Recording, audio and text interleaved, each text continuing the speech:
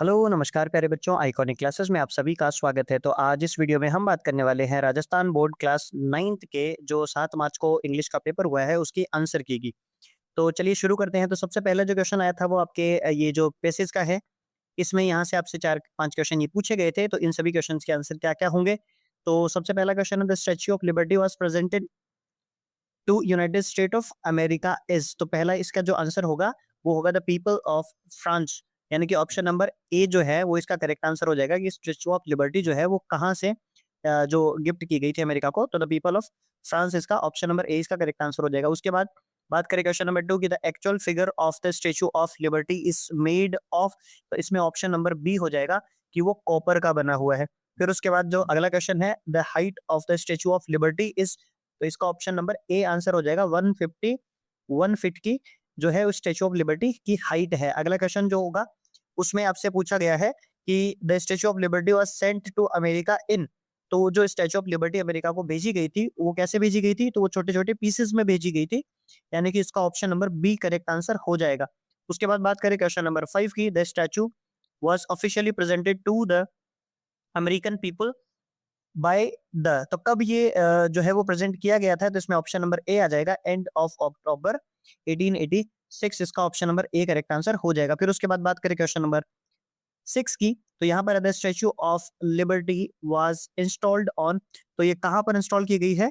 तो question number 6 का जो आंसर होगा वो यहाँ पर an island to the entrance of New York harbour, यानी कि ऑप्शन नंबर बी इसका करेक्ट आंसर हो जाएगा। उसके बाद बात करें the design of Statue of Liberty was made by, तो किसने ये बनाया था? तो इसमें ऑप्शन नंबर ए हो जाएगा ऑगस्ट बार्थोल्डी ने इसको बनाया था। अब बात करते हैं अगले क्वेश्चन की, तो क्वेश्चन नंबर 8 यहाँ पर आपसे पूछा गया the Statue of Liberty was erected first of all in, वो हो जाएगा पेरिस। तो ये कहां से लाई गई थी? तो ये पेरिस से लाई गई थी। उसके बाद बात करें क्वेश्चन नंबर 9 की, तो यहाँ पर है right the similar word base from the options given below, तो इस ऑप्शन नंबर जो इसमें बेस का जो सिमिलर वर्ड यहां से पूछा गया है इसमें यहां से आंसर हो जाएगा पेडेस्टल, यानी कि ऑप्शन नंबर बी हो जाएगा। अब बात करें क्वेश्चन नंबर 10 की, तो क्वेश्चन नंबर 10 है right the opposite word of captivity, तो इसमें यहां से इसका जो करेक्ट आंसर हो जाएगा, यानी कि आपसे इसका ऑपोजिट वर्ड जो है वो पूछा गया, तो इसका आंसर हो जाएगा ऑप्शन नंबर बी लिबर्टी।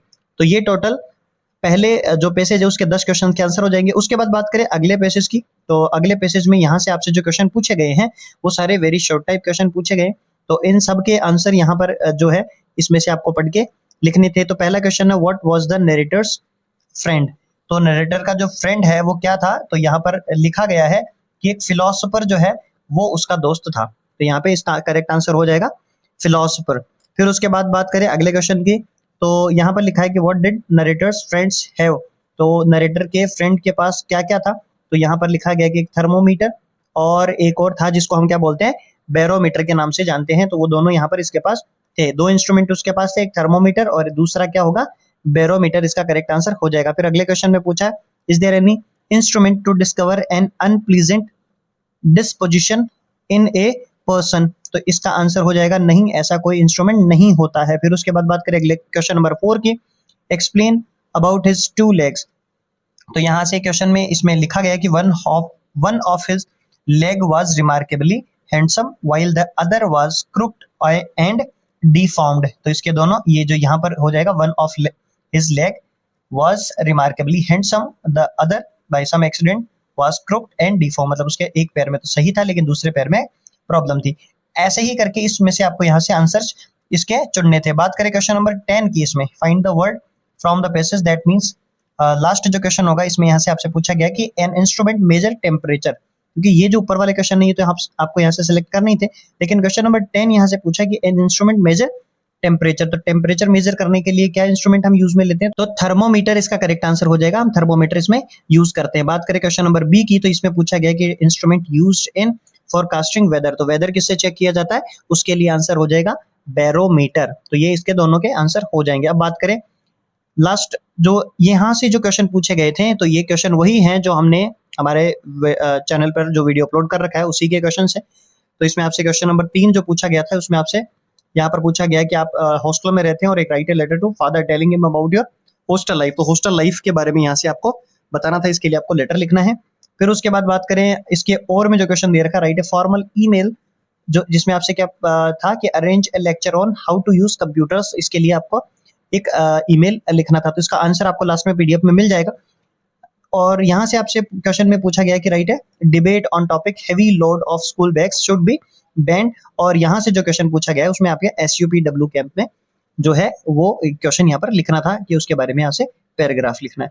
उसके बाद बात करें क्वेश्चन नंबर 5 की, तो क्वेश्चन नंबर 5 यहाँ से आपके सामने जो पूछा गया है उसमें आपसे स्टोरी पूछी गई थी और नीचे जो यहाँ पर कुछ आपको कन्वर्सेशन लिखना था।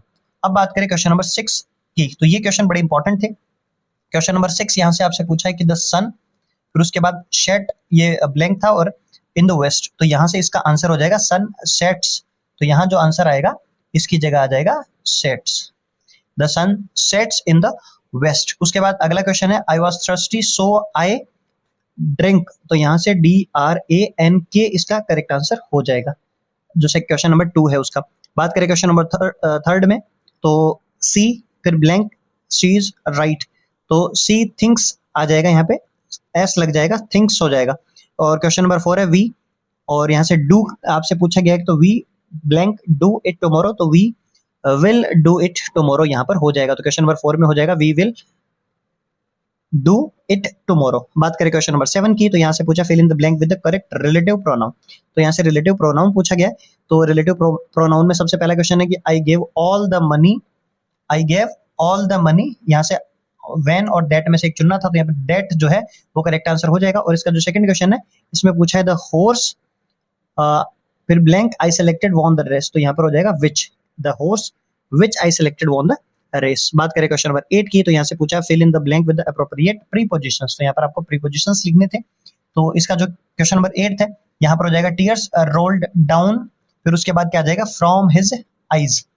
फिर अगले क्वेश्चन में यहाँ से आपसे पूछा गया कि मथुरा इज, यहाँ से आपसे दो ऑप्शन दे रखे हैं अमंग और बिटवीन, तो यहाँ पे बिटवीन हो जाएगा, बिटवीन दिल्ली एंड आगरा। तो मथुरा कहाँ पर है, दिल्ली और आगरा के बीच में हो जाएगा, तो इन बिटवीन आ जाएगा यहाँ पर।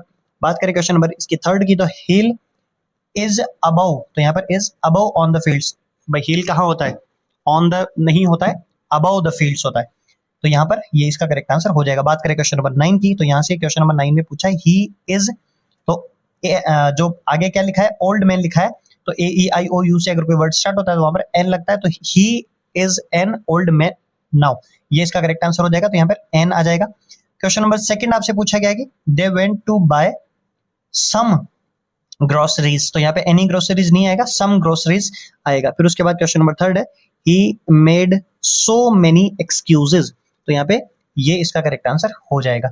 अब बात करें अगले क्वेश्चन की, तो क्वेश्चन नंबर 10 यहाँ से जो आपसे पूछा गया इसमें आपसे इसको पढ़ के और इनके आंसर्स लिखने थे, वेरी शॉर्ट टाइप क्वेश्चन है। यहाँ पे by whom is every child trained, तो पहला क्वेश्चन यहाँ से पूछा गया था, उसमें पहले में आ जाएगा every child is trained by figure of authority, और इसके पूरे अगर आप इस पैराग्राफ को ध्यान से पढ़ते हैं तो इनमें ही इनके आंसर्स दे रखे हैं। अगला क्वेश्चन है what did Kalam inherit from his father, तो इसमें आ जाएगा he inherited honesty and self discipline from his father, तो भाई उनके पिताजी से उनको क्या मिला था, तो ये आ जाएगा। फिर अगले क्वेश्चन में what did Kalam inherit from his mother, तो he inherited faith in goodness and keep kindness from his mother, ये इसका करेक्ट आंसर हो जाएगा। फिर उसके बाद बात करें अगले क्वेश्चन की, तो अगले क्वेश्चन में यहाँ से आपसे पूछा गया कि how many close friends did Kalam have, तो ही हैड 3 क्लोज फ्रेंड्स, यहाँ से आप इसको पढ़ेंगे तो यहाँ पर यहाँ पे लिखा हुआ है कि 3 क्लोज फ्रेंड्स उनके थे। पांचवें क्वेश्चन में आपसे पूछा गया कि हुज सन वाज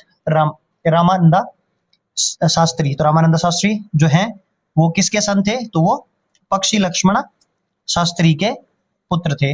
यहाँ पर आप इस सभी क्वेश्चंस को इस पूरे पैराग्राफ में पढ़ के यहाँ से आप लिख सकते हैं, अच्छे से तैयार कर सकते हैं। अब ये जो लास्ट के ये जो तीनों चारों क्वेश्चन थे ये यहाँ से आपके बुक के क्वेश्चन पूछे गए थे, तो बुक के क्वेश्चन तो आपको अच्छे से पढ़ के जाने ही है, यहाँ से तो क्वेश्चन आपके हो ही जाते हैं। और आई होप कि अच्छे पेपर आपका बहुत ही शानदार हुआ होगा। जैसे लास्ट क्वेश्चन आपका 19 वाला है, तो यहाँ पे 4 क्वेश्चन आपको MCQs दे रखे थे। तो पहला जो क्वेश्चन है इसमें आपसे पूछा है कि व्हाट वाज महेंद्र प्रोफेशनली, तो महेंद्र क्या था, ए जूनियर सुपरवाइजर इन ए फर्म, यानी कि ऑप्शन नंबर 20 का करेक्ट आंसर हो जाएगा। सेकंड क्वेश्चन है the fair celebrated the festival of, तो ये इसका आंसर हो जाएगा स्प्रिंग, सी इसका करेक्ट आंसर हो जाएगा ऑप्शन नंबर। थर्ड क्वेश्चन है whom does the merchant accuse of thieves death, तो यहाँ पर इसका आंसर क्या हो जाएगा the man who build the wall, यानी कि ऑप्शन नंबर ए इसका करेक्ट आंसर हो जाएगा। और लास्ट क्वेश्चन है where was the little swallow going on, तो कहाँ जा रहे थे वो, तो इजिप्ट जा रहे थे, यानी कि ऑप्शन नंबर डी इसका करेक्ट आंसर हो जाएगा। अब इस पूरे पेपर की प्रॉपर आपको शीट डाउनलोड करनी है तो आप हमारे टेलीग्राम चैनल से ज्वाइन कर सकते हैं। सभी क्वेश्चंस के वहां पर आंसर आपको मिल जाएंगे, जिसमें राइटिंग सेक्शन यानी कि जो आपका लेटर और ये सब कुछ पूछे गए थे वहां से आपको ये सारी चीजें जो है वो इनके सबके आंसर्स मिल जाएंगे। तो टेलीग्राम चैनल को आप जरूर से ज्वाइन करें। और वीडियो अगर आपको अच्छा लगा तो प्लीज वीडियो को लाइक कीजिए, अपने दोस्तों के साथ शेयर कीजिए और चैनल को सब्सक्राइब करना ना भूले। ऐसे ही धमाकेदार और आने वाले इंपॉर्टेंट वीडियोस के लिए बेल आइकन जरूर से प्रेस करें। मिलते हैं अगले वीडियो में, तब तक के लिए goodbye, best of luck.